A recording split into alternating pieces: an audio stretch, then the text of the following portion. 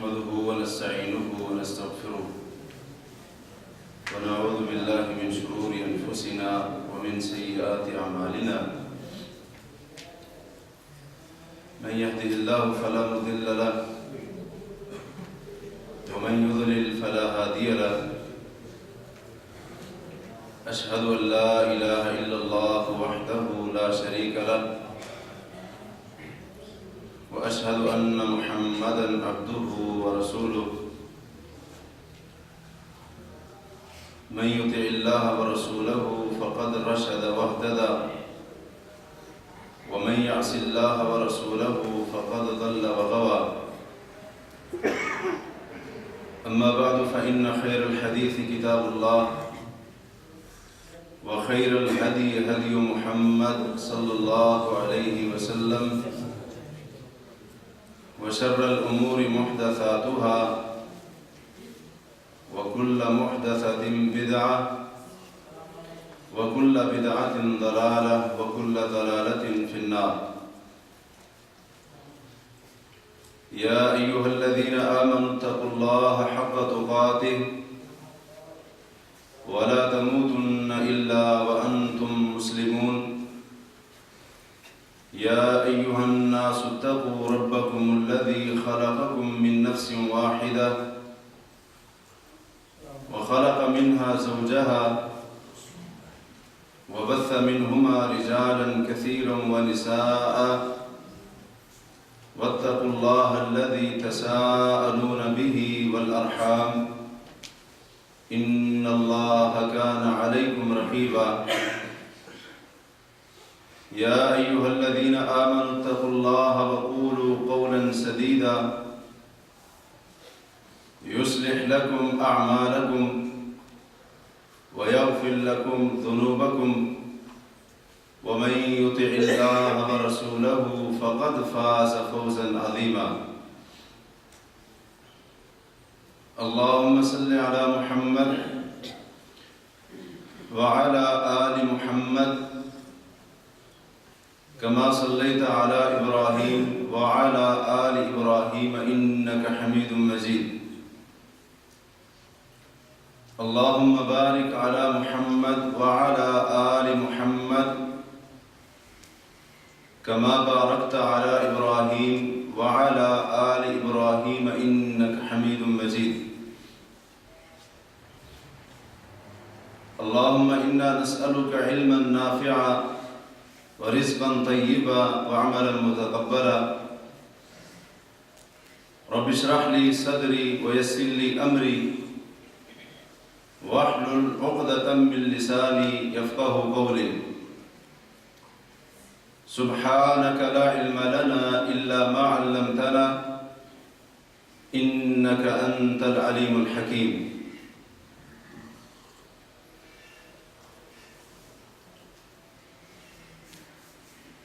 صحیح بخاری اور صحیح مسلم میں حضرت عمران بن حسین رضی اللہ عنہ سے مروی ہے کہ رسول اللہ صلی اللہ علیہ وسلم نے ارشاد فرمایا خیر الناس قرنی کہ تمام انسانوں سے بڑھ کر بہتر وہ لوگ ہیں جو میرے زمانے کے لوگ ہیں ثم الذین یلونہم پھر ان کے بعد آنے والے ثم الذین یلونہم پھر ان کے بعد آنے والے حضرت عمران رضی اللہ عنہ کہتے ہیں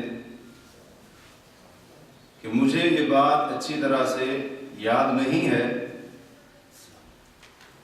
کہ اللہ کے رسول علیہ السلام نے اپنے زمانے کے بعد 2 زمانوں کا ذکر کیا یا 3 زمانوں کا ذکر کیا. پھر آپ نے فرمایا ان بعدکم قوما تمہارے بعد ایک ایسی قوم آئے گی یخونون ولا یؤتمنون جو خیانت کریں گے اور ان کو امانتیں نہیں دی جائیں گی وَيَشْهَدُونَ ولا یستشہدون، گواہ ان کو نہیں بھی بنایا جائے گا، گواہی کے معاملے میں جلدی کرتے ہوئے خود بخود وہ گواہی دیں گے۔ وَيَنذِرُونَ وَلَا يُوفُونَ، نظر تو مانیں گے لیکن نظر کو پورا نہیں کریں گے۔ وَيَظْهَرُ فِيهِمُ السِّمَنُ، ایسے لوگوں کے اندر موٹاپا ظاہر ہو جائے گا۔ صحیح بخاری اور صحیح مسلم ہی میں حضرت عبداللہ ابن مسعود رضی اللہ تعالی عنہ کی یہ حدیث موجود ہے، فرماتے ہیں کہ اللہ کے رسول صلی اللہ علیہ وسلم نے فرمایا خیر الناس قرنی، کہ لوگوں میں سب سے بہتر لوگ وہ لوگ ہیں جو میرے زمانے کے ہیں، پھر ان کے بعد والے، پھر ان کے بعد والے۔ ثم یجیء اقوام، پھر ایسے لوگ آئیں گے کہ ان کی گواہی ان کی قسم سے سبقت کرے گی اور ان کی قسم گواہی سے سبقت کرے گی۔ یعنی اگر قسم نہیں اٹھائیں گے تو جھوٹی گواہی دے دیں گے، اور اگر جھوٹی گواہی نہیں دیں گے تو جھوٹی قسم اٹھا دیں گے۔ یہی روایت مسند البزار کے اندر اور مسند ابی داؤد الطیالسی کے اندر بھی موجود ہے، حضرت عمر بن خطاب رضی اللہ تعالی عنہ سے فرماتے ہیں کہ رسول اللہ صلی اللہ علیہ وسلم نے فرمایا کہ خیر الناس قرنی الذی انا منہم، کہ بہترین لوگ وہ ہیں، اس زمانے کے لوگ ہیں جس زمانے میں سے میں محمد علیہ السلام، ثم الذین یلونہم، پھر ان کے بعد والے، پھر ان کے بعد والے، ثم ینشأ اقوام، پھر ایسے لوگ اس دنیا کے اندر وجود میں آئیں گے کہ آپ فرماتے ہیں یفشو فیہم السمن، کہ ان کے اندر موٹاپا پھیل جائے گا، موٹاپا ان کے اندر عام ہو جائے گا۔ یشہدون ولا یستشہدون، گواہی ان سے لی نہیں جائے گی، بذات خود وہ گواہی دیں گے۔ اور وَلَهُمْ لَغَةٌ فِي أَسْوَاقِهِمْ، ان کے بازاروں کے اندر ایسے لوگوں کا چیخنا، چلانا، آوازوں کو بلند کرنا ہوگا۔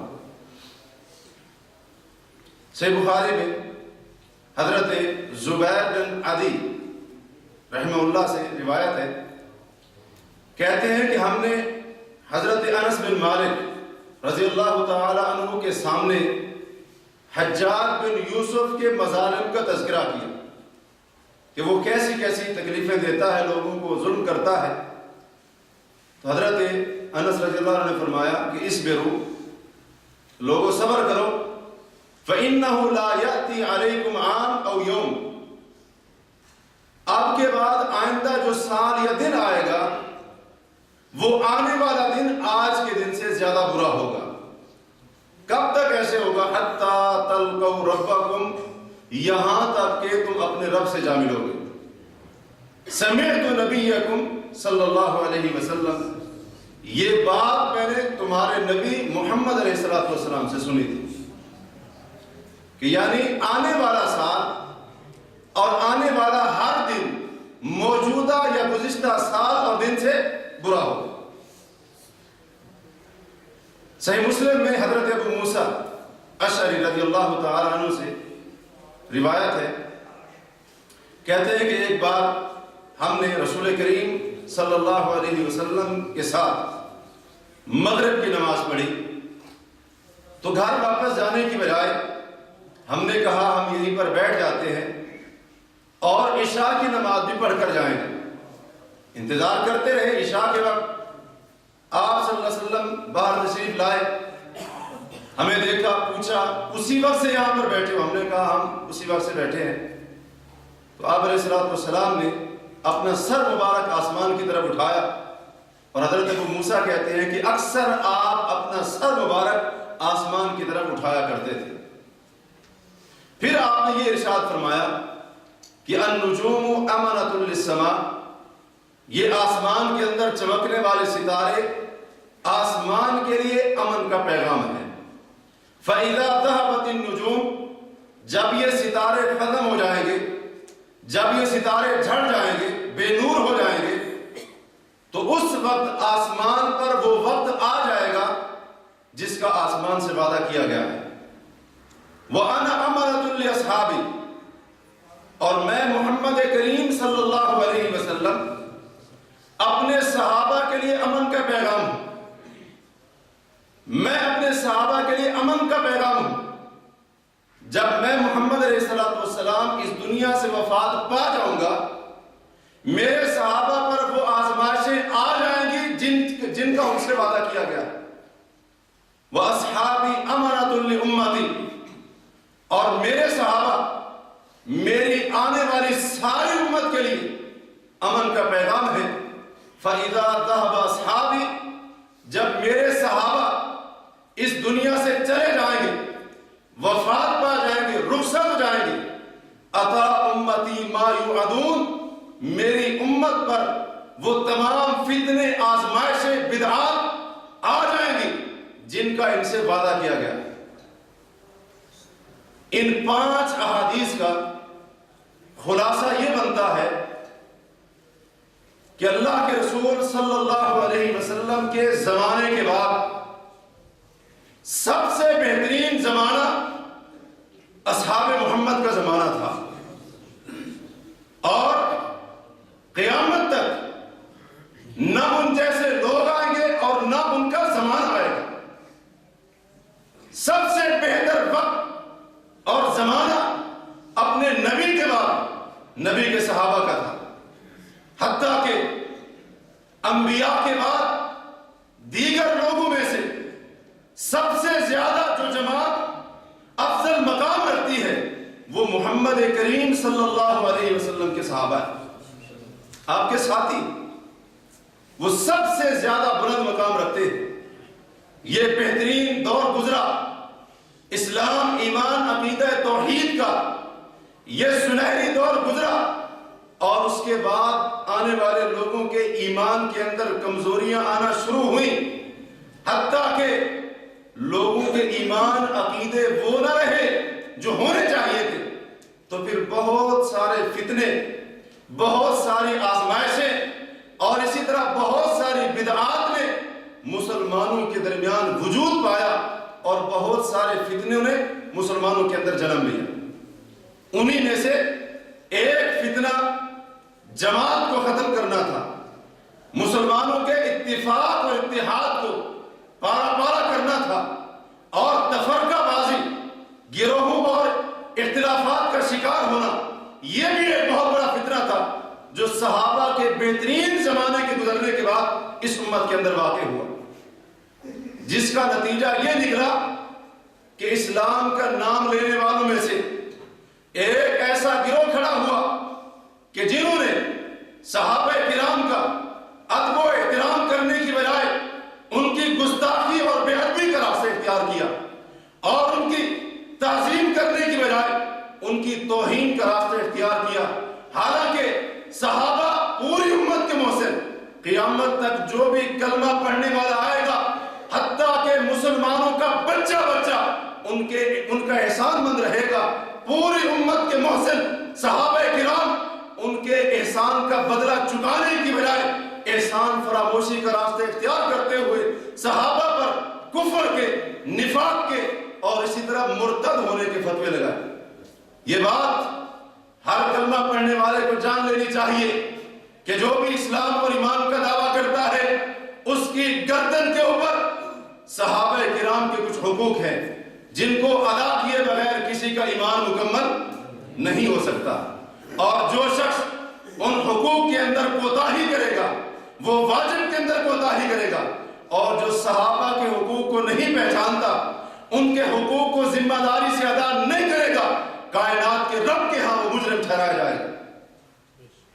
وہ امت کے محسن ہیں، وہ ہم تک دین پہنچانے والے، اللہ کی کتاب پہنچانے والے، پیغمبر کی سنت پہنچانے والے، اور اسی طرح دین اسلام کی صحیح تفسیر، تشریح اور عملی نمونہ پیش کرنے والے، اور اسی طرح کائنات کے بہترین لوگ اللہ تبارک و تعالیٰ نے جن کا انتخاب کیا اپنے دین کی نصرت کے لیے، اللہ تعالیٰ نے ان کے ذریعے اپنے دین کو پھیلایا، دین کو تقویت دی۔ رب کائنات نے ان لوگوں کا خود انتخاب کیا، لہذا ان کے حقوق کو پہچاننا، ان کو ادا کرنا ہر کلمہ پڑھنے والے کی گردن کے اوپر یہ ایک واجب ہے جس کو ادا کرنا ضروری ہے۔ اور جو شخص اس واجب کے اندر کوتاہی کرے گا یا ان کے کسی حق کے اندر کمی اور کوتاہی کرے گا، ان کے حقوق میں سے کسی حق کے اندر حق تلفی سے کام لے گا، رب کائنات کے ہاں قیامت کے دن اس سے ضرور اس کے بارے میں پوچھا جائے گا اور رب کائنات اس پر ضرور اس کا مواخذہ کرے گا۔ صحابہ کرام کے، ہم مسلمانوں کے اوپر، اہل اسلام کے اوپر بہت سارے حقوق ہیں، جن میں سے سب سے پہلا اور بڑا حق یہ ہے کہ ہم کلمہ پڑھنے والوں کو ان کے ایمان کا اقرار کرنا چاہیے، ان کے ایمان کی گواہی دینی چاہیے اور ان کے فضائل کا اعتراف کرنا چاہیے۔ اس کی وجہ یہ ہے کہ کائنات کے رب نے ان کی گواہی دی، اللہ کا ایک قرآن، رب کی کتاب ان کے مومن ہونے کی گواہی دیتی ہے، لہذا جس کے ایمان کی گواہی اللہ کی کتاب دے، عرش عظیم کا مالک دے، مسلمان کے اوپر واجب ہو جاتا ہے کہ مسلمان بھی اس کو مومن سمجھے۔ اور جس کی فضیلتیں عرش عظیم کا مالک خود بیان کرے، ایک کلمہ پڑھنے والے کی کیا مجال ہے کہ اس بندے کی، اس صحابی کی فضیلت کا انکار کر سکے۔ سورہ انفال کے اندر اللہ فرماتے ہیں انما المؤمنون الذین اذا ذکر اللہ، کہ بے شک مومن ہوتے ہی وہی ہے کہ جب اللہ کو یاد کیا جاتا ہے، وجلت قلوبہم، ان کے دلوں کے اندر اللہ کا ڈر پیدا ہو جاتا ہے، رب کا خوف پیدا ہو جاتا ہے، وَإِذَا تُلِيَتْ عَلَيْهِمْ آيَاتُ زَادَتْهُمْ إِيمَانًا، اور جب ان کے اوپر اللہ کی کتاب کی آیتیں تلاوت کی جاتی ہیں ان کے ایمان کے اندر اضافہ ہو جاتا ہے۔ وَعَلَىٰ رَبِّهِمْ يَتَوَكَّلُونَ، اپنے رب کے اوپر صرف توکل کرتے ہیں۔ الَّذِينَ يُقِيمُونَ الصَّلَاةَ، وہ لوگ جو نماز کو قائم کرتے ہیں۔ وَمِمَّا رَزَقْنَاهُمْ يُنْفِقُونَ، اور جو ہم نے ان کو عطا کیا ہے اس میں سے خرچ کرتے ہیں۔ اولئک ھم المؤمنون حقا، اللہ فرماتے ہیں یہ حقیقی اور پکے مومن ہیں، یہ سچے مومن ہیں۔ ان اوصاف کے حامل لوگ اولئک ھم المؤمنون حقا، یہ پکے اور سچے مومن ہیں، ان کے ایمان کے اندر ذرہ برابر بھی شک نہیں، شبہ تک بھی نہیں۔ سورہ انفال کے اندر ہی اللہ تعالیٰ فرماتے ہیں والذین آمنوا وہاجروا وجاہدوا فی سبیل اللہ، وہ لوگ جو ایمان لائے، وہاجروا اور اللہ کے راستے میں ہجرت کی اور اللہ کے راستے میں جہاد کیا، والذین آووا ونصروا، اور وہ لوگ جنہوں نے مہاجرین کو پناہ دی، ٹھکانہ دیا اور ان کی مدد کی، فرمایا اولئک ھم المؤمنون حقا، وہی لوگ حقیقی مومن ہیں، وہی لوگ سچے مومن ہیں۔ رب کائنات نے انہی کے ایمان کی گواہی دیتے ہوئے فرمایا کہ وَلَٰكِنَّ اللَّهَ حَبَّبَ إِلَيْكُمُ الْإِيمَانَ، اللہ تبارک و تعالیٰ نے اے اصحاب محمد ایمان کی محبت تمہارے دلوں کے اندر ڈال دی ہے۔ وَزَيَّنَهُ فِي قُلُوبِكُمْ، اور اللہ نے ایمان کی دولت کو تمہارے دلوں کے اندر سجا دیا ہے، تمہارے سینوں کے اندر ایمان کی دولت کو سجا دیا ہے، کیونکہ ایمان اگر سجتا تھا تو ابو بکر و عمر کے سینے میں سجتا تھا، عمر و عثمان و علی کے سینے میں، عشرہ مبشرہ کے احد والے، بدر والے، صلح حدیبیہ والے، ان کے سینوں کے اندر ایمان سجتا تھا، لہذا اللہ فرماتا ہے میں نے تمہارے اے اصحاب محمد تمہارے سینوں کے اندر ایمان کی نعمت کو اور ایمان کی دولت کو تمہارے سینوں کے اندر مزین کر دیا۔ اللہ تعالیٰ سورہ مجادلہ کے اندر فرماتے ہیں اولئک کتب فی قلوبہم الایمان، یہ وہ صحابہ ہیں، محمد کے صحابہ وہ لوگ ہیں جن کے دلوں کے اوپر اللہ نے خود ایمان لکھ دیا، اور جس کے دل پر رب کائنات کلمہ ایمان لکھ دے پوری کائنات مل کر بھی اس کو کفر کی طرف نہیں لے کر جا سکتی۔ کفار نے زور لگایا تھا کہ نہیں لگایا تھا؟ ایڑی چوٹی کا زور لگا دیا، بلال تپتی ہوئی ریت کے اوپر اپنے جسم کو جلوانا منظور کرتے ہیں لیکن ایمان نہیں چھوڑا۔ کیوں نہیں چھوڑا؟ اللہ فرماتے ہیں میں نے لکھا تھا، اور جس چیز کو کائنات کا رب لکھ دے اس کو مٹانے کی ضرورت کسی کے اندر نہیں ہے۔ اللہ نے خود ان کے دلوں کے اوپر ایمان لکھ دیا، وَأَيَّدَهُمْ بِرُوحٍ مِّنْهُ، اور اللہ فرماتے ہیں میں نے روح القدس کے ساتھ، جبریل کے ساتھ ان کی تائید کی، ان کی مدد کی۔ اور جہاں بھی قرآن مجید کے اندر جس آیت میں بھی اللہ تعالیٰ فرماتا ہے یا ایھا الذین آمنوا، اے ایمان والو، اس کے سب سے پہلے مصداق کون ہیں؟ اصحاب محمد۔ جتنی آیات جن کے شروع میں اللہ نے یا ایھا الذین آمنوا کہا ہے، وہ ساری آیتیں رسول اللہ صلی اللہ علیہ وسلم کے صحابہ کے ایمان کی قیامت تک گواہی دینے والی، کیونکہ اس وقت ان کے علاوہ کوئی اور مومن نہیں تھا، اس دنیا کے اندر کوئی اور مومن نہیں تھا۔ اور پھر اس سے بھی بڑی عظمت کی بات، اس سے بھی بڑی گواہی، رب کائنات نے صرف ان کے ایمان کی گواہی نہیں دی، بلکہ اللہ وحدہ لا شریک نے قیامت تک جتنے لوگ بھی آئیں گے اسلام اور ایمان کا دعویٰ کریں گے، ان کے لیے اصحاب محمد کے ایمان کو معیار بنا دیا۔ محمد علیہ السلام کے صحابہ کا ایمان اور ان کا عقیدہ قیامت تک آنے والے لوگوں کے لیے میزان اور ترازو کی حیثیت رکھتا ہے۔ جو بندہ بھی قیامت تک ایمان اور اسلام کا دعویٰ کرے گا، اس کے ایمان اور اسلام کے دعوے کو اصحاب محمد کے ایمان کے ساتھ تولا جائے گا، وزن کیا جائے گا۔ اگر ان کے ایمان کے معیار پر پورا اترا، اللہ کے ہاں قبول، ورنہ مردود کر دیا جائے گا۔ اللہ تعالیٰ فرماتے ہیں فَإِنْ آمَنُوا بِمِثْلِ مَا آمَنْتُمْ بِهِ فَقَدْ اهْتَدَوْا، کہ اگر اے محمد علیہ السلام کے صحابہ، اگر یہ تمہارے بعد میں آنے والے لوگ، یہ بعد میں آنے والے لوگ اگر تمہارے جیسا ایمان لائیں گے، ان کا ایمان تمہارے ایمان جیسا ہوگا، فَقَدْ اهْتَدَوْا، اللہ فرماتے ہیں تب ہدایت پائیں گے، تب راہ راست کے اوپر آئیں گے، تب ہدایت کے راستے پر آئیں گے۔ وَإِن تَوَلَّوْا، لیکن اگر بعد میں آنے والے لوگوں کا ایمان، ان کا عقیدہ، ان کا نظریہ، ان کی سوچ، دین کے اوپر ان کا چلنا، ان کا منہج، ان کا طریقہ، اے اصحاب محمد تمہارے ایمان، عقیدے اور منہج سے مختلف ہوگا، فَإِنَّمَا هُمْ فِي شِقَاقٍ، تو بعد میں آنے والے لوگ اختلافات کا شکار ہو جائیں گے۔ آج مسلمان کیوں اختلافات کا شکار ہیں؟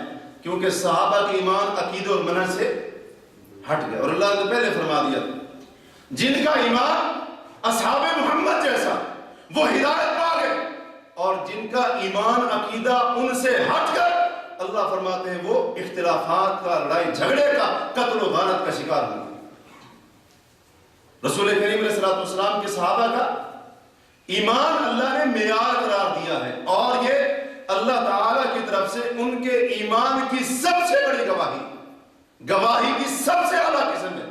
اگر وہ رسول کریم صلی اللہ علیہ وسلم کی وفات کے بعد مومن رہنے ہی نہیں تھے، رہنے ہی، جیسے ایک قوم خیال کرتی ہے کہ جو ہی اللہ کے رسول کی وفات ہوئی سارے مرتدوں کے سوائے 3-4 کے، اگر وہ مومن باقی ان کا ایمان رہنا ہی نہیں تھا، تو اللہ نے قیامت تک آنے والے لوگوں کے لیے ان کا ایمان معیار کیوں بنایا؟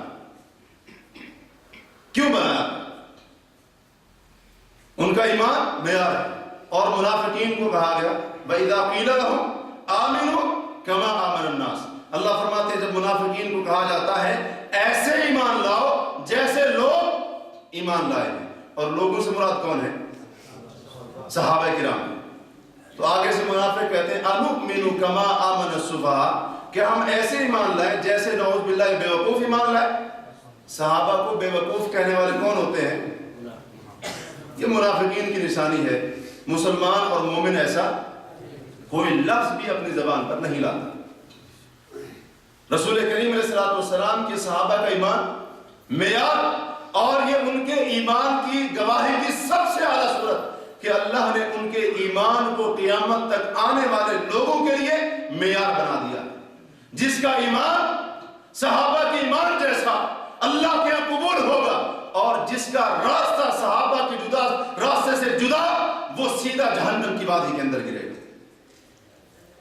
صحابہ کا دوسرا حق ہر مسلمان کے اوپر، امت محمد صلی اللہ علیہ وسلم کے اوپر یہ ہے کہ عقیدے میں، ایمان میں، عبادت میں، شریعت کے احکام پر عمل کرنے میں، اور اللہ اور اس کے رسول صلی اللہ علیہ وسلم کی اتباع اطاعت کرنے میں، اور کتاب و سنت کو سمجھنے میں جو طریقہ اور راستہ صحابہ نے اختیار کیا، ہر مسلمان کے اوپر صحابہ کا حق بنتا ہے کہ وہی طریقہ اور راستہ اختیار کرے، انہی کے منہج کو اختیار کرے۔ یہ ہر مسلمان کی گردن کے اوپر صحابہ کرام کا حق ہے، ہر مسلمان کے اوپر، ہر مسلمان کا حق بنتا ہے کہ ان تمام معاملات کے اندر جس راستے اور منہج کے اوپر پیغمبر کے صحابہ چلے، اسی راستے اور منہج کے اوپر چلے، تب کامیاب ہوگا، وگرنہ ناکام و نامراد ہوگا۔ کیونکہ ان کی تربیت کس نے کی تھی؟ تربیت کس نے کی تھی؟ ان کی رہنمائی اللہ نے کی، تربیت محمد مصطفیٰ صلی اللہ علیہ وسلم نے۔ تو ان سے بڑھ کر اور کون ہو سکتا ہے؟ ان سے زیادہ عظمت والا اور کون ہو سکتا ہے؟ اور رب کائنات نے اسی لیے ان کا انتخاب فرمایا تھا، اسی لیے ان کا انتخاب فرمایا تھا۔ اللہ تبارک و تعالیٰ نے اس لیے ان کو چنا، وگرنہ رب چاہتا تو ہندوستان کے اندر پیغمبر کو بھیج دیتا، اس کے لیے مشکل تھا، مغرب میں بھیج دیتا، مشرق میں، شمال میں، جنوب میں، کسی اور قوم کی طرف، ابو بکر عمر ان صحابہ کی طرف اللہ نے اپنے نبی کو کیوں بھیجا؟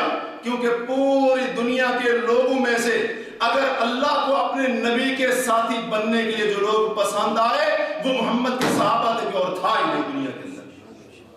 اور یہی بات حضرت عبداللہ بن مسعود رضی اللہ عنہ نے فرمائی، کہا کہ اللہ تبارک و تعالی نے پوری دنیا کے لوگوں کو دیکھا اور اپنے نبی محمد مصطفیٰ صلی اللہ علیہ وسلم کے دل کو پوری دنیا کے لوگوں میں سب سے بہتر پایا، فَابْتَعَثَهُ بِرِسَالَتِهِ، اللہ نے محمد کریم کو اپنا رسول بنا کر بھیج دیا۔ حضرت عبداللہ بن مسعود فرماتے ہیں اپنے پیغمبر کو بھیجنے کے بعد اللہ نے ایک بار پھر پوری دنیا اس وقت کے لوگوں کے دلوں کی طرف دیکھا، فَوَجَدَ قُلُوبَ أَصْحَابِ مُحَمَّدٍ خَيْرَ قُلُوبِ الْعِبَادِ، محمد کے صحابہ کے دلوں کو اللہ نے تمام لوگوں کے دلوں میں سب سے بہتر پایا، لہذا اللہ نے صحابہ کو نبی کا ساتھی بنا دیا تاکہ وہ صحابہ پیغمبر کے ساتھ اسلام قبول کریں، ان کے ہاتھ پر کلمہ پڑے اور ان کے شانہ بشانہ کھڑے ہو کر اللہ کی توحید کے کلمے کو بلند کریں، اس کے دین کو پھیلائیں اور اسی طرح اس کے دین کی مدد کریں۔ کوئی اور بہتر تھا ہی نہیں اس کا۔ رب کائنات نے انتخاب فرمایا، سورہ نمل کے اندر اللہ فرماتے ہیں وَقُلِ الْحَمْدُ لِلَّهِ وَسَلَامٌ عَلَىٰ عِبَادِهِ الَّذِينَ اصْطَفَىٰ، اور اے محمد کریم صلی اللہ علیہ وسلم کہہ دیجئے تمام تعریفیں اللہ کے لیے، وَسَلَامٌ عَلَىٰ عِبَادِهِ الَّذِينَ اصْطَفَىٰ، اور سلام ہو اللہ کے ان بندوں کے اوپر جن بندوں کو اللہ نے خود چن لیا ہے۔ تفسیر طبری، تفسیر قرطبی، تفسیر ابن کثیر کے اندر حضرت عبداللہ بن عباس رضی اللہ عنہ کا یہ قول موجود ہے، اور اسی طرح امام ابو نعیم کی حلیۃ الاولیاء، امام ابن عساکر کی تاریخ دمشق، اس کے اندر سفیان ثوری رحمہ اللہ کا ایک قول موجود ہے کہ یہاں پر وہ لوگ جن کے اوپر اللہ نے سلامتی کا ذکر کیا اور فرمایا اپنے ان بندوں کو اللہ نے چن لیا ہے، ہم اصحاب محمد، ان سے مراد محمد کے صحابہ صلی اللہ علیہ وسلم۔ صحابہ کو اللہ نے خود چنا، ان کا انتخاب فرمایا۔ اب وہ بدبخت، وہ ظالم جو کہتا ہے کہ صحابہ رسول کریم کی وفات کے بعد مومن ہی نہیں رہے، وہ کس کے انتخاب پر شک کر رہا ہے؟ اللہ کے انتخاب پر شک کر رہا۔ کیا اللہ نے چننے میں نعوذ باللہ اپنی غلطی کر دی تھی؟ اور ایسے لوگوں کے عقیدے میں یہ بھی ہے کہ اللہ کبھی کبھی نعوذ باللہ بھول جاتا ہے، یہ بھی آپ کو یاد ہونا چاہیے۔ اللہ تعالیٰ کو کہتے ہیں معاذ اللہ، کہتے ہیں غلطی لگ جاتی ہے، جبکہ دراصل یہ یہودیوں کا عقیدہ ہے جو ایسی قوم کے اندر آیا۔ کس کے انتخاب پر اعتراض کر رہے ہیں؟ اس کا کیا معنی؟ جن لوگوں کا اللہ نے انتخاب کیا تھا وہ کامیاب ہی نہ نکلے۔ اور سورہ حج کے اندر اللہ فرماتے ہیں وَجَاهِدُوا فِي اللَّهِ حَقَّ جِهَادِ، اے مسلمانوں، اے محمد کے صحابہ، اللہ کے راستے میں ویسے جہاد کرو جیسے اس کے راستے میں جہاد کرنے کا حق بنتا ہے۔ هُوَ اجْتَبَاكُمْ، اللہ نے تمہیں چن لیا ہے، اللہ نے تمہارا خود انتخاب کیا ہے۔ اور حضرت عبداللہ بن مسعود رضی اللہ عنہ فرمایا کرتے تھے کہ اختارہم اللہ لصحبت نبی و اقامت دین، اللہ تعالیٰ نے محمد کریم صلی اللہ علیہ وسلم کے صحابہ کو اپنے نبی کا ساتھی بننے کے لیے اور اپنے دین کو قائم کرنے کے لیے، دین اسلام کی چھت اور عمارت کو کھڑا کرنے کے لیے جن لوگوں کا انتخاب کیا وہ آپ علیہ السلام کے صحابہ تھے، اور پوری امت کے اندر فرماتے ان سے بڑھ کر نہ کوئی نیک آئے گا، نہ کوئی دین کو سمجھنے والا ان سے بڑھ کر آئے گا، اور نہ ہی ان سے زیادہ بہتر عبادت کرنے والا قیامت تک کوئی بندہ ہے۔ یہ صحابہ جن کا انتخاب اللہ وحدہ لا شریک نے خود فرمایا، کیوں؟ تاکہ قیامت تک آنے والے جو مسلمان ہیں وہ محمد کریم صلی اللہ علیہ وسلم کی درسگاہ کے اندر، مدرسہ نبویہ کے اندر تعلیم یافتہ صحابہ کرام کے نقش قدم کے اوپر چلتے ہوئے اللہ کی کتاب کو سمجھے، پیغمبر کی سنت کو سمجھے اور اپنے رب کی فرمانبرداری کرے، رسول کی اطاعت کرے۔ اور جو اس راستے سے ہٹ گیا، صحابہ کے راستے سے ہٹ گیا، ان کے منع سے ہٹ گیا، وہ سیدھا جہنم کی آگ میں جائے۔ سنن ترمذی کے اندر، مستدرک حاکم کے اندر رسول کریم صلی اللہ علیہ وسلم کا یہ معروف فرمان حضرت عبداللہ بن عمرو بن عاص رضی اللہ عنہ جس کو روایت کرتے ہیں کہ رسول اللہ صلی اللہ علیہ وسلم نے فرمایا ان بنی اسرائیل افترقت علی 72 ملہ، کہ بے شک بنی اسرائیل یہودی وہ 70 اور 2 72 فرقوں کے اندر تقسیم ہوئے تھے۔ وَإِنَّ أُمَّتِي سَتَفْتَرِقُ عَلَى 73 ملہ، اور میری امت یہودیوں سے ایک قدم آگے بڑھاتے ہوئے 73 فرقوں میں تقسیم ہو، کلہم فی النار، سارے جہنم کی آگ میں، الا ملۃ واحدہ، سوائے ایک جماعت کے۔ صحابہ نے پوچھا اللہ کے رسول صلی اللہ علیہ وسلم من واحدہ، وہ ایک جماعت کون سی ہوگی جو ان 73 میں سے نجات پائے گی، باقی 72 جہنم میں، اور اس ایک جماعت کو اللہ جنت میں داخل کرے گا، وہ کون سی جماعت ہوگی؟ آپ صلی اللہ علیہ وسلم نے فرمایا ما انا علیہ واصحابی، وہ لوگ قیامت تک جو لوگ میرے اور میرے صحابہ کے منہج اور راستے پر چلتے رہیں گے وہ لوگ جنت میں جائیں گے، باقی سب جہنم میں جائیں گے۔ ہمارے بھائی آج یہ حدیث سن کر ناراض ہو جاتے ہیں کہ آپ نے تو ہم پر فتویٰ لگا دیا۔ اللہ کے بندے فتویٰ کس نے لگایا؟ یہ تو محمد کریم صلی اللہ علیہ وسلم نے راستہ دکھایا، راستے کو بھی چھوڑا ہوا ناراض بھی ہم ہوتے۔ اور مستدرک حاکم کی روایت ہے ما انا اليوم علیہ واصحابی، آج کے دن جس دین کے اوپر، جس منہج کے اوپر، جس راستے کے اوپر میں اور میرے صحابہ ہیں، جو لوگ اس پر چلیں گے وہ جنت میں جائیں گے، اور جو میرے اور میرے صحابہ کے منہج اور راستے سے ہٹیں گے وہ جہنم میں جائیں گے۔ ہر مسلمان کا حق بنتا ہے کہ کتاب و سنت کو سمجھنے میں، دین پر عمل کرنے میں، عبادت میں، عقیدے میں، ایمان میں، ان تمام معاملات کے اندر صحابہ کے منہج اور طریقے کو اختیار کرے۔ ہر مسلمان کے اوپر تمام صحابہ کا یہ حق ہے، اور اس حق کو ادا کرنا ضروری ہے، اور جو اس حق کو نہیں ادا کرے گا یا اس حق کے اندر کمی اور کوتاہی کرے گا، انجام ہم نے خود سن لیا ہے کہ اس کا کیا انجام ہوگا۔ تیسرا حق صحابہ کرام کا تمام مسلمانوں کے اوپر یہ ہے کہ صحابہ کرام سے محبت کرنا، ان کے ساتھ محبت کرنا ہر مسلمان کے اوپر، تمام صحابہ کا یہ حق ہے کہ وہ تمام صحابہ کے ساتھ محبت کرے اور ان کے بارے میں اپنے دل کے اندر پیار اور محبت کے جذبات پیدا کرے، کیونکہ اللہ اور اس کا رسول نے صحابہ سے محبت کی، اللہ تعالیٰ نے بھی صحابہ سے محبت کی، اور رسول کریم صلی اللہ علیہ وسلم بھی اپنے صحابہ سے، کیوں جی اس کے اندر کوئی شک ہے کسی کو؟ اللہ اور اس کے رسول کی محبت صحابہ کے بارے میں تھی کہ نہیں تھی؟ شک تو نہیں ہے، پختہ بات ہے۔ تو جس شخصیت سے اللہ اور اس کا رسول محبت کریں، ایک مسلمان کی کیا جرات ہو سکتی ہے اسے نفرت کرے؟ کیا جرات ہو سکتی ہے؟ اور صحابہ سے محبت کرنا ایمان کی دلیل ہے، صحابہ سے محبت رکھنا ایمان کی دلیل ہے۔ سنن ابن ماجہ وغیرہ کے اندر رسول اللہ صلی اللہ علیہ وسلم کے فرمان موجود ہے، آپ نے فرمایا من احب الانصار احبہ اللہ، جو بندہ انصاریوں سے محبت رکھتا ہے اس سے اللہ محبت کرے. ومن ابغض الانصار ابغضه اللہ، اور جو صحابہ سے نفرت اور بغض رکھتا ہے اللہ تعالیٰ بھی اس سے نفرت کرے. اور علماء کا اتفاق اس بات کے اوپر کہ مہاجر صحابہ انصار صحابہ سے افضل ہے مقام کے اندر، تو ان سے محبت رکھنا وہ بالاولا ضروری ہوگا. اور ابو بکر عمر کون تھے؟ مہاجر تھے کہ انصاری تھے؟ عثمان و علی عشرہ مبشرہ کون تھے؟ یہ مہاجر تھے. انصار سے اللہ کے رسول فرماتے ہیں جو محبت کرے اللہ بھی اس سے محبت کرے، اور جو انصار سے نفرت کرے اپنے دل کے اندر بغض پیدا کر لے ان کے خلاف، انصار صحابہ سے محمد کریم نے اس کے خلاف بد دعا کہ اللہ تو بھی اس سے نفرت کرنا. جو ان سے افضل ابو بکر عمر ہیں، عثمان و علی ہیں، عشرہ مبشرہ ہیں، احد والے ہیں، بدر والے ہیں، اور صلح حدیبیہ والے ہیں، دیگر غزوات کو لڑنے والے ہیں، اور وہ لوگ ہیں جن کے جنتی ہونے کی بشارت اللہ نے دنیا کے اندر دی ہے، اللہ کے رسول نے دنیا کے اندر دی ہے. جو ان سے نفرت کرنے والا ہے وہ کس طرح مومن ہو سکتا ہے؟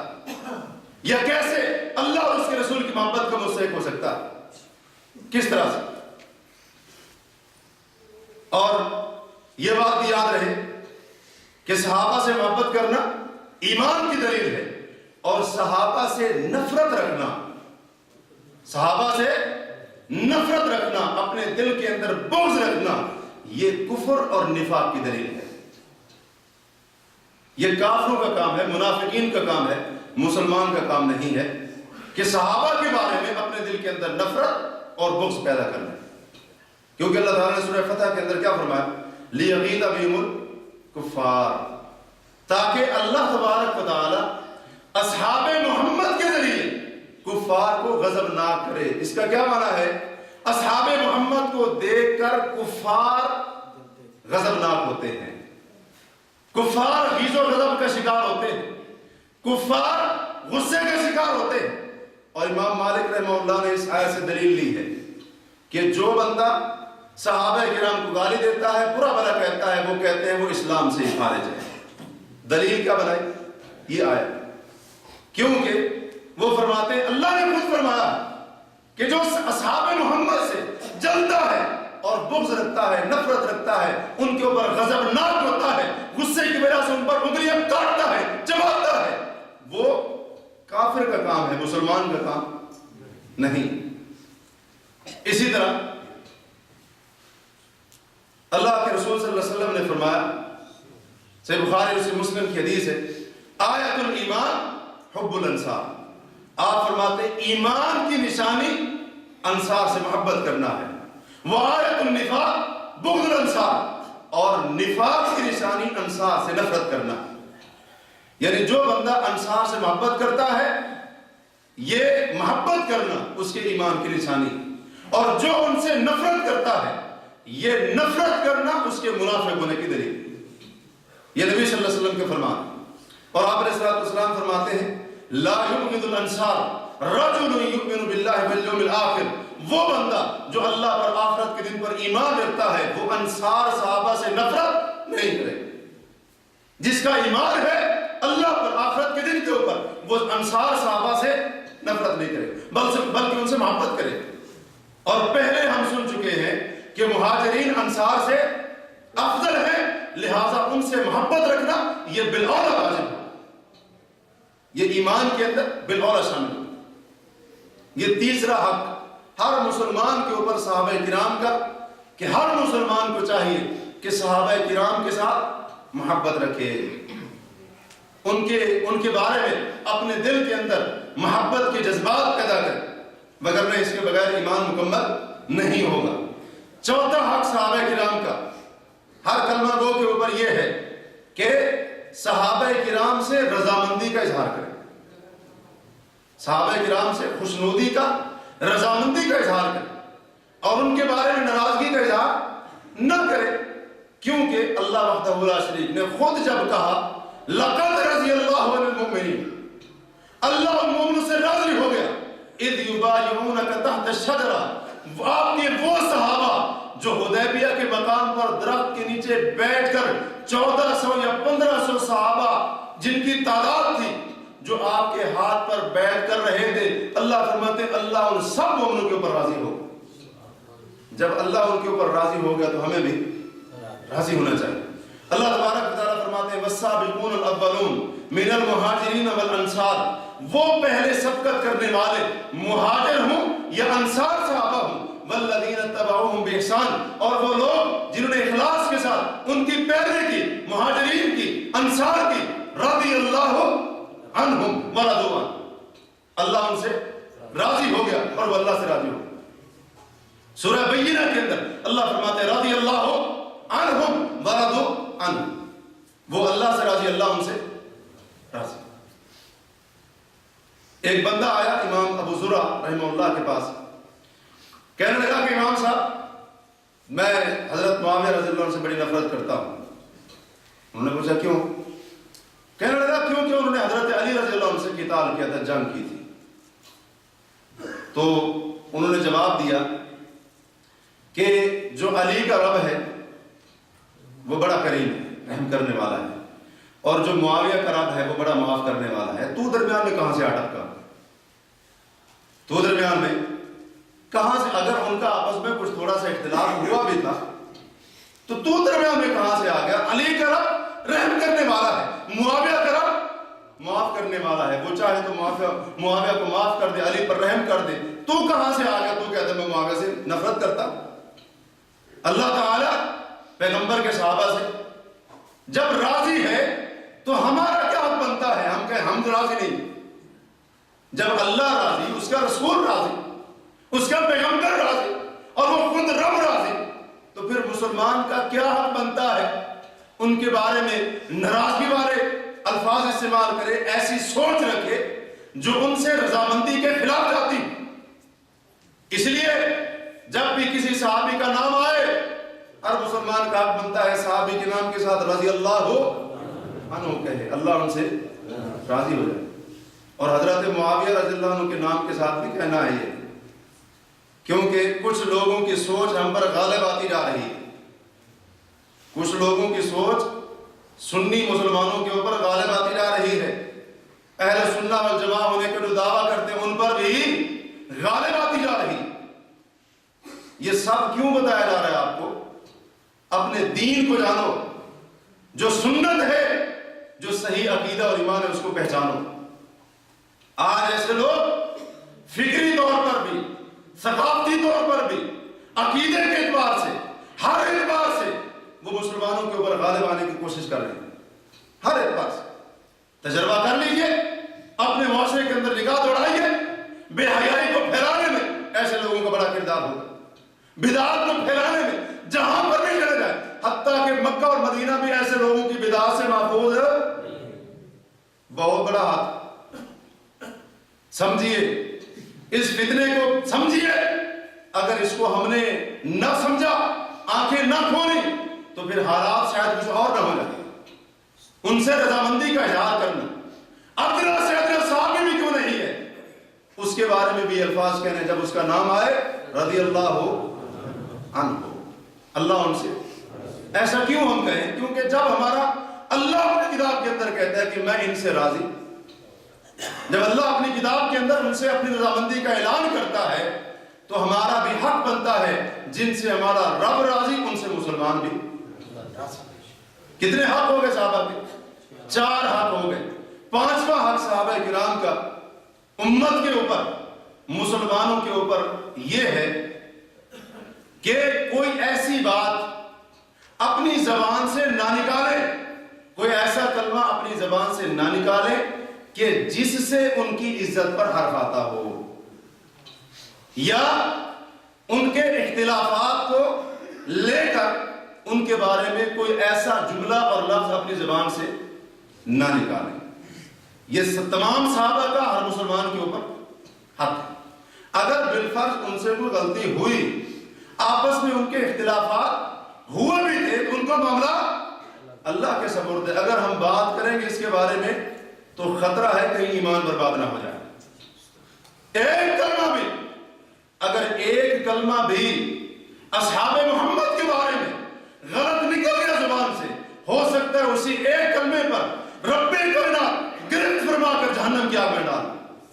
صحیح بخاری کی حدیث ہے، حضرت ابو ہریرہ رضی اللہ عنہ فرماتے ہیں اللہ کے رسول نے فرمایا، اللہ تعالیٰ فرماتے ہیں حدیث قدسی ہے، من عاد لی ولیا فقد آذنتہ بالحرب، جو میرے کسی ولی سے دشمنی رکھتا ہے میں کائنات کا رب اس سے اعلان جنگ کرتا ہوں۔ اور بھائیو صحابہ سے بڑھ کر بڑا ولی کون ہوگا اس کائنات کے اندر؟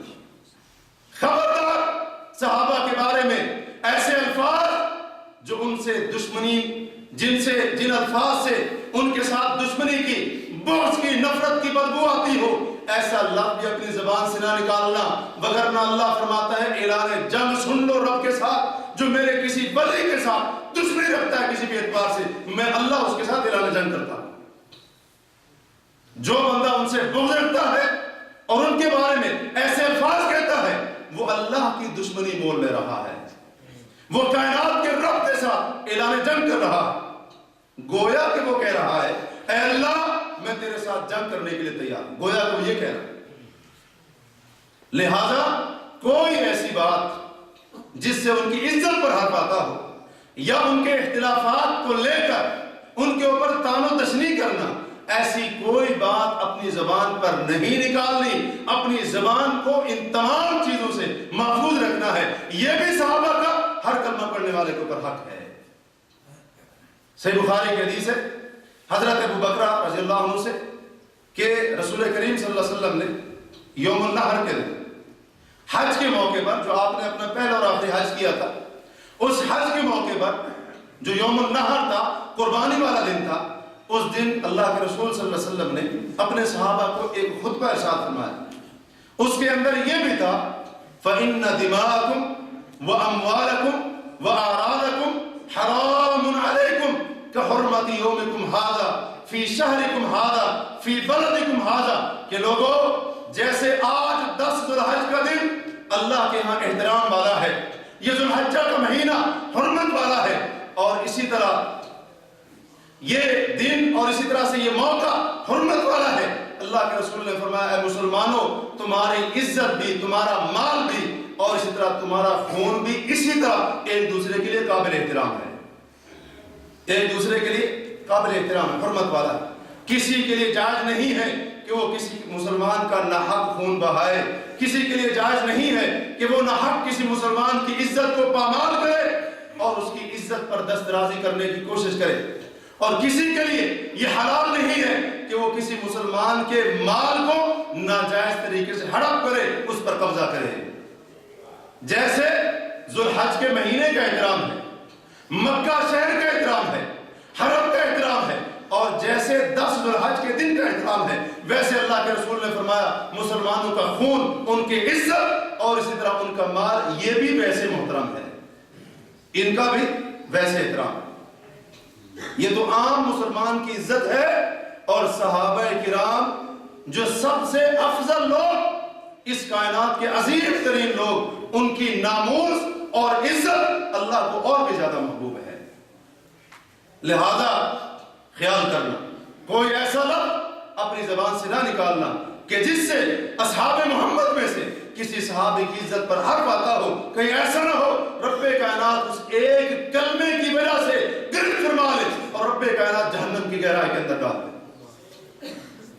اپنی زبان کی حفاظت کرنی ہے، اس لیے رسول کریم صلی اللہ علیہ وسلم نے فرمایا تھا، طبرانی وغیرہ کی حدیث ہے، حضرت عمر سے، حضرت عبداللہ بن مسعود سے، حضرت ثوبان سے، مختلف صحابہ سے، آپ نے فرمایا وَإِذَا ذُكِرَ أَصْحَابِي فَأَمْسِكُوا، کہ لوگوں جب میرے صحابہ کا ذکر آئے فَأَمْسِكُوا، خاموش رہنا، زبان کو سنبھال کر بات کرنا، اس زبان سے کوئی ایسی ویسی بات میرے صحابہ کے بارے میں نہ کرنا، جب بھی میرے صحابہ کا ذکر آئے خاموش رہنا، خود کو قابو میں رکھنا، کنٹرول میں رکھنا۔ آج کئی لوگ ہوتے ہیں جو ایسے لوگوں سے جو صحابہ کے دشمن، اسلام کے دشمن، اللہ اور اس کے رسول کے دشمن، قرآن کے دشمن، دین اسلام کے دشمن، ان سے متاثر ہو کر بعض صحابہ کے بارے میں وہ بھی زبان درازی کرنا شروع کر دیتے۔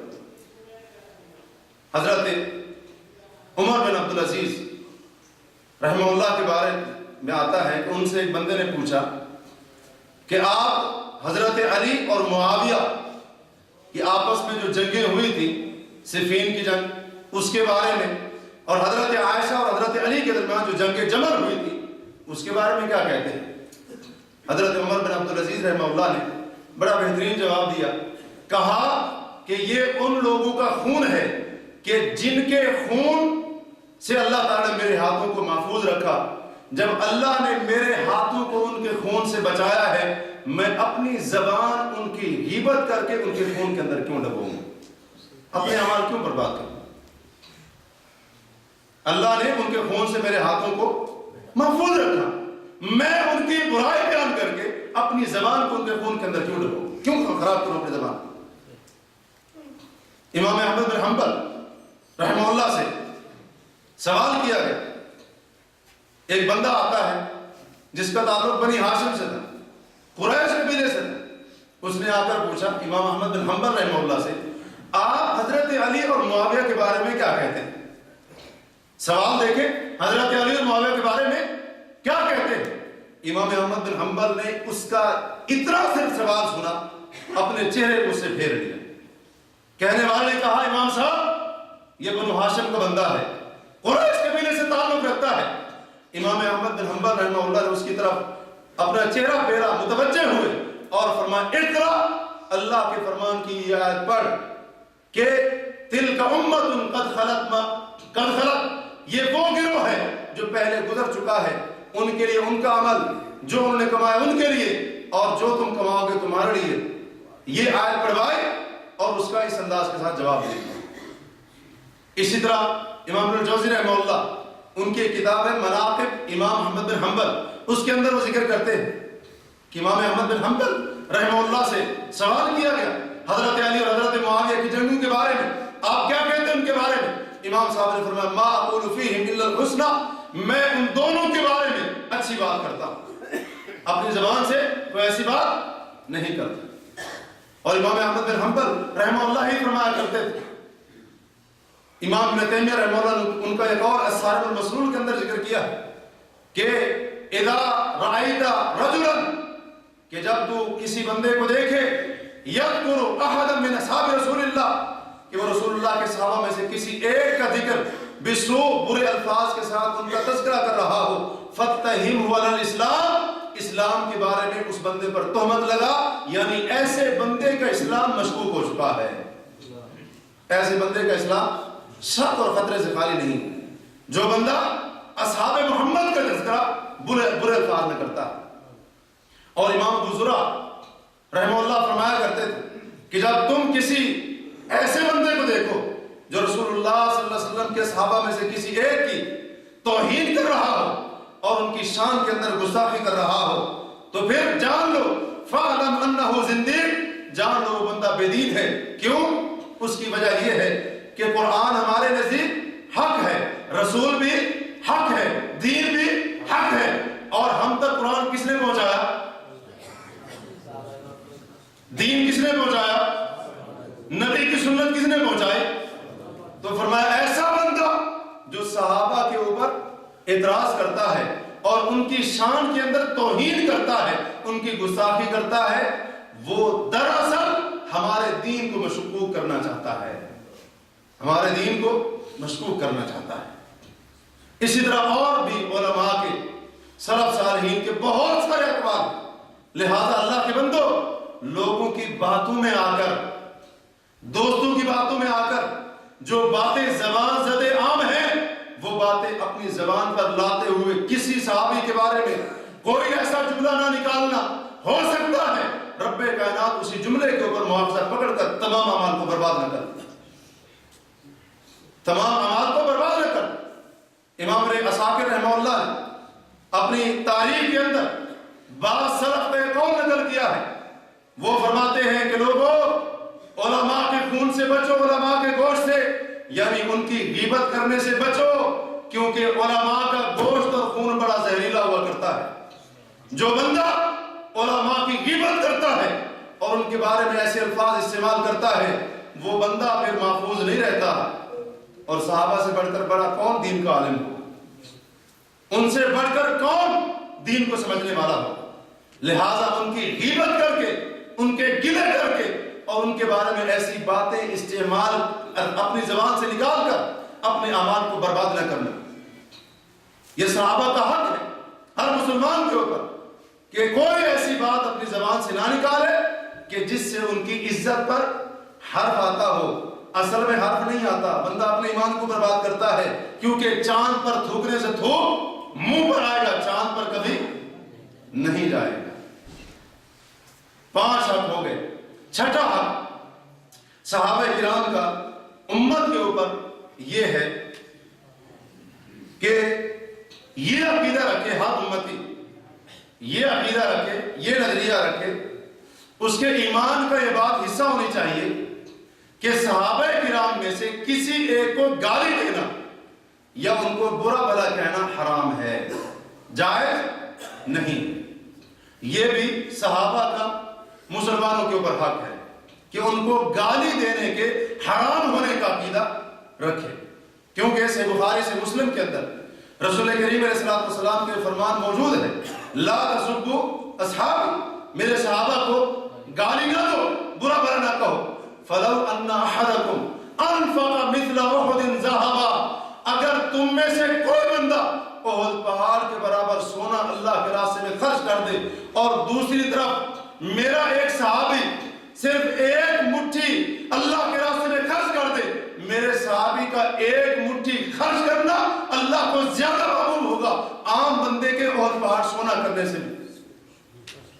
اگر عام بندہ احد پہاڑ کے برابر سونا اللہ کے راستے میں خرچ کر دے، اللہ کو اتنا محبوب نہیں ہوگا جتنا رسول اللہ صلی اللہ علیہ وسلم کے کسی صحابی کا ایک مٹھی کوئی چیز خرچ کرنا اللہ کے راستے میں اللہ کو محبوب ہو۔ لہٰذا ان کو گالی نہ دیں۔ اور طبرانی کے اندر نبی علیہ السلام کے فرمان موجود ہے، آپ نے فرمایا من سب اصحابی فعلیہ لعنت اللہ والملائکہ والناس اجمعین، جس بندے نے میرے صحابہ کو گالی دی اور ان کو برا بھلا کہا، اس پر اللہ کی لعنت ہو، تمام فرشتوں کی لعنت ہو اور پوری دنیا کے انسانوں کی لعنت ہو۔ حضرت عبداللہ بن عمر رضی اللہ عنہ فرماتے ہیں، سنن ابن ماجہ کے اندر موجود ہے، کہتے ہیں لا تسبوا اصحاب محمد، محمد صلی اللہ علیہ وسلم کے صحابہ کو گالی نہ دو، لوگوں ان کو برا بھلا نہ کہو۔ فلا مقام واحدہم ساعۃ، ان کا ایک گھڑی اللہ کی عبادت کے لیے کھڑا ہونا تمہارے عمر بھر کے عمل سے زیادہ افضل ہے۔ ایک بندہ صحابہ کے علاوہ ساری زندگی اللہ کی عبادت کرتا رہے اور دوسری طرف پیغمبر کا صحابی صرف ایک گھڑی کے لیے اللہ کی عبادت کے لیے کھڑا ہو جائے، صحابی کا ایک گھڑی کے لیے اللہ کی عبادت کے لیے کھڑا ہونا عام مسلمان کی عمر بھر کی نیکی اور عبادت سے زیادہ محبوب، لہذا گالی نہ ہو۔ عبداللہ بن مبارک رحمہ اللہ کے سامنے ذکر کیا گیا، پوچھا گیا کہ جناب یہ بتائیں کہ عمر بن عبدالعزیز افضل ہے یا حضرت معاویہ رضی اللہ عنہ افضل ہے؟ سوال کیا گیا تو حضرت عبداللہ بن مبارک رحمہ اللہ نے فرمایا کہ نبی علیہ السلام کے ساتھ میدان جہاد کے اندر جو وہاں سے اڑنے والی غبار کا دھواں معاویہ رضی اللہ عنہ کے ناک کے اندر پہنچا، عمر بن عبدالعزیز اس غبار کے دھوئیں کے مقام کو بھی نہیں پہنچ سکتے۔ افضلیت کا سوال کرتے ہو، وہ صحابی ہے اور یہ تابعی ہے، افضلیت کا سوال کرتے ہو۔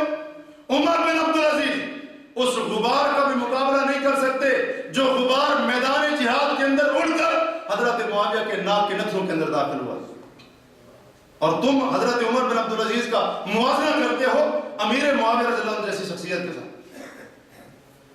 یہ صحابہ ہیں، رسول کریم علیہ السلام کے صحابہ ہیں، ان کو گالی نہیں دینی، ان کو برا بھلا نہیں کہنا، وگرنہ اللہ تبارک و تعالیٰ کی یہ دشمنی مول لینے کے مترادف، دشمنی مول لینے کے مترادف۔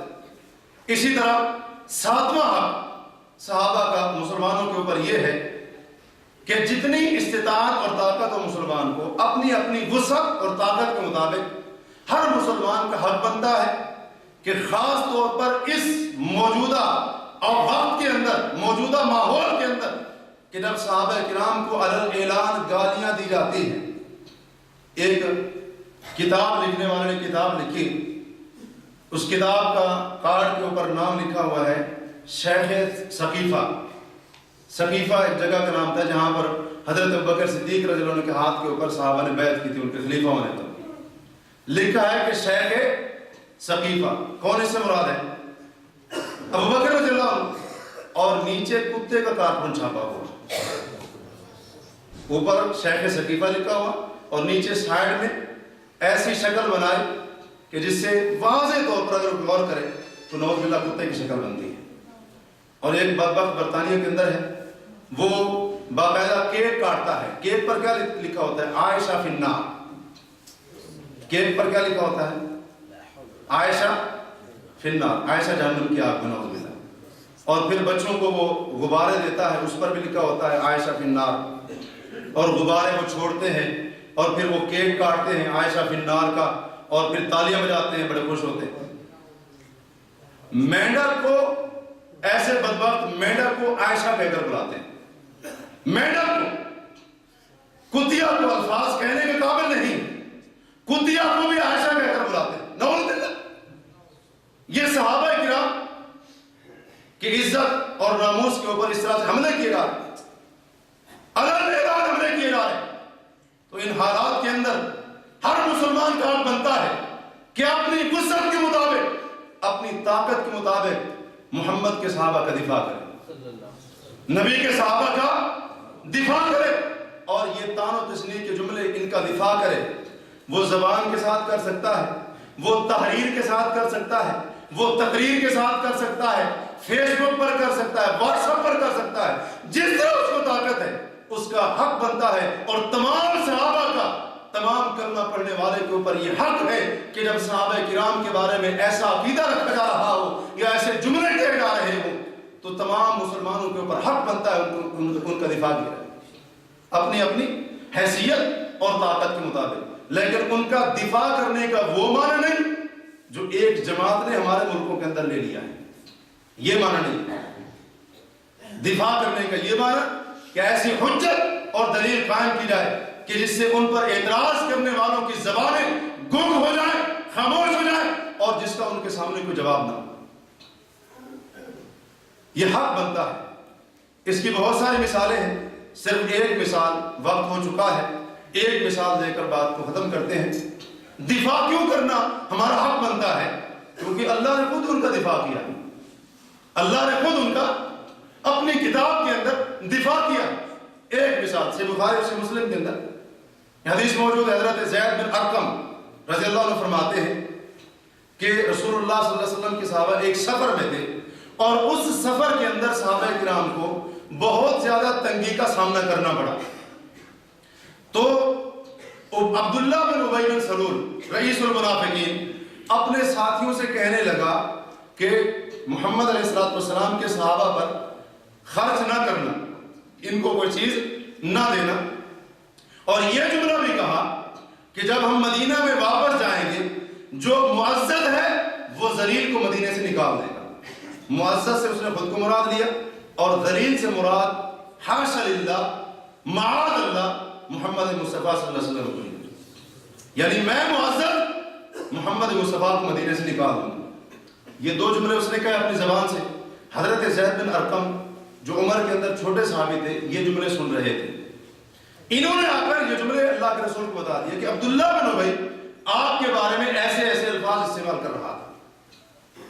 تو جب عبداللہ بن ابی آتا ہے نبی کائنات علیہ السلام کے سامنے, آپ نے پوچھا, وہ سیدھا ہی مکر گیا, بلکہ پکی قسم اٹھا دی کہ اللہ کی قسم میں نے ایسا کوئی لفظ کہا ہی نہیں. لوگوں نے کہا کہ زید بن ارقم نے رسول اللہ صلی اللہ علیہ وسلم کے سامنے جھوٹ بولا. حالانکہ صحابی سچے تھے, صحابی سچے تھے. اس بدبخت نے جھوٹی قسم اٹھائی اور اللہ کے رسول کو اعتبار دکھا دی. تو کہتے ہیں یہ بات جب لوگوں نے کی کہ میں نے اللہ کے رسول کے سامنے جھوٹ بولا تو یہ بات مجھ پر بڑی گراں گزری. اللہ تبارک و تعالی نے سورہ منافقین کی ابتدائی آیات نازل فرمائی. اذا جاءك المنافقون قالوا نشهد انك لرسول الله والله يعلم انك لرسول والله يشهد ان المنافقين لكاذبون. اللہ نے سورہ منافقین کا پہلا رکوع سارے کا سارا اپنے رسول کے صحابی زید بن ارقم کی صداقت کے اندر نازل فرمایا. دفاع کیا کہ نہیں کیا؟ یہ تقریباً 8-10 آیتیں بنتی، اللہ تعالیٰ نے واضح فرما دیا اور یہ کہا ہم الذین یقولون لا تنفقوا علی من عند رسول اللہ، یہی وہ وقت ہے جو اپنے ساتھیوں سے کہتے ہیں جو اللہ کے رسول کے صحابہ ہیں ان پر خرچ مت کرنا حتیٰ کہ بکھر جائیں، جدا ہو جائیں۔ اور اس نے کہا تھا یہ کہتے ہیں اگر ہم لئن رجعنا الى المدینہ، اگر ہم مدینے کی طرف واپس لوٹ گئے لَيُخْرِجَنَّ الْأَعَزُّ مِنْهَا الْأَذَلَّ، تو معزز ذلیل کو وہاں سے نکال دیں۔ وَلِلَّهِ الْعِزَّةُ وَلِرَسُولِهِ وَلِلْمُؤْمِنِينَ وَلَكِنَّ الْمُنَافِقِينَ لَا يَعْلَمُونَ، عزت اللہ کے لیے، اس کے رسول کے لیے، اہل ایمان کے لیے، لیکن بدبخت منافقین کو اس چیز کا علم نہیں۔ جب رب کائنات نے اپنے پیغمبر کے صحابہ کا دفاع کیا ہے اور خود رسول کریم صلی اللہ علیہ وسلم نے اپنے صحابہ کا دفاع کیا ہے، تو پھر ہمارا بھی حق بنتا ہے کلمہ پڑھنے والوں کا، نبی کے امتی ہونے کا دعویٰ کرنے والوں کا اور ان کے امتی ہونے پر فخر اور شرف کا اظہار کرنے والوں کا بھی حق بنتا ہے کہ ہم بھی نبی کریم علیہ السلام کے صحابہ کا دفاع کریں اپنی اپنی حیثیت اور طاقت کے مطابق۔ اللہ وحدہ لا شریک سے دعا ہے کہ رب کائنات ہمیں اپنے اسلاف کے ساتھ محبت کرنے کی توفیق عطا کرے، رب کائنات ان کی محبت ہمارے دلوں کے اندر ڈال دے۔ اور اللہ وحدہ لا شریک سے دعا ہے کہ ان اسلاف نے، صحابہ کرام نے دین اسلام کو پہنچانے کے اعتبار سے، قرآن کریم کو، نبی کریم صلی اللہ علیہ وسلم کی سنت کو پہنچانے اور سمجھانے اور اس پر عمل کرنے کے اعتبار سے جو ہم مسلمانوں پر احسان کیا ہے، اے اللہ تجھ سے دعا ہے اس پر ان کو وہی اجر دینا جس کے وہ حقدار ہیں۔ اے اللہ ان کے گناہوں کو بخش دے، اے اللہ ان کی غلطیوں کو معاف کر دے، اور اے اللہ فردوس اعلیٰ کے اندر ان کے درجات کو بلند کر دے۔ اے اللہ جو لوگ ان پر زبان درازی کرنے والے ہیں، اے اللہ سب سے پہلے ان کو ہدایت دے دے، اور اگر پھر بھی وہ باز نہیں آتے، اے اللہ ایسے لوگوں کو تباہ و برباد کر دے۔ اے اللہ ہمیں اپنے ایمان کی حفاظت کرنے کی توفیق عطا فرما، ہر ایسے جملے اور کام سے اپنے آپ کو بچانے کی توفیق دے جو جملہ اور ایمان کام ہمارے ایمان کو کمزور کرنے والا ہے۔